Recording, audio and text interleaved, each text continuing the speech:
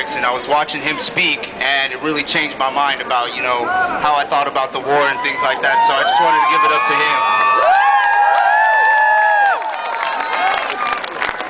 But there in Iraq and Afghanistan, you know, the things that I saw, like doing prisoner and detainee missions, running people back and forth between the prison and Basra and learning where they had come from, they were just people like us, people who were in the streets trying to live their lives when they had been taken away on things like curfew or had their doors kicked in the middle of the night for no apparent reason, and being took away to prisons to be detained and to be tortured and to be held there for who knows how long in very dark places. And what I see here at home is the same thing.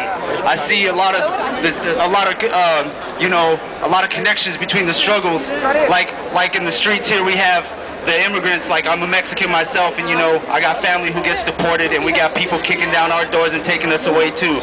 And it's the same thing that happens to the kids in the streets in Oakland that get shot on the streets. Somebody in uniform is occupying our streets, and it's the same thing I'm sure that's happening right now in Tunisia and Egypt, where people are getting down in the streets and there's people in uniforms chasing them around and arresting them and killing them, and that's what we're fighting against today.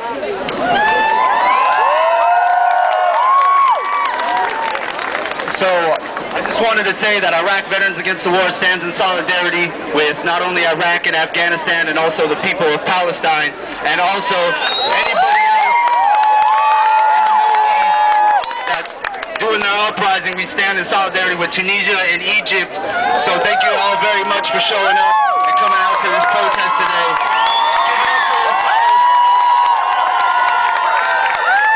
Now there's some dates coming up, you know, where we got to get on the streets for the people in the Middle East, you know what I'm saying? Like at the beginning of February, mid-February, there's going to be a protest for Shahuda Street up in Hebron for the Palestinians, and they would like to get solidarity action out here.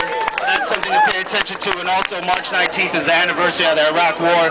You know, Obama might try to tell you the war is over, but we know it's not. The war is just going to expand and keep going, and that's why we got to get out here on the streets and let these people know that, you know, we stand in solidarity here with people in the Middle East too, and one wound to us is a wound to us all, so we're going to get up and fight. Thank you very much.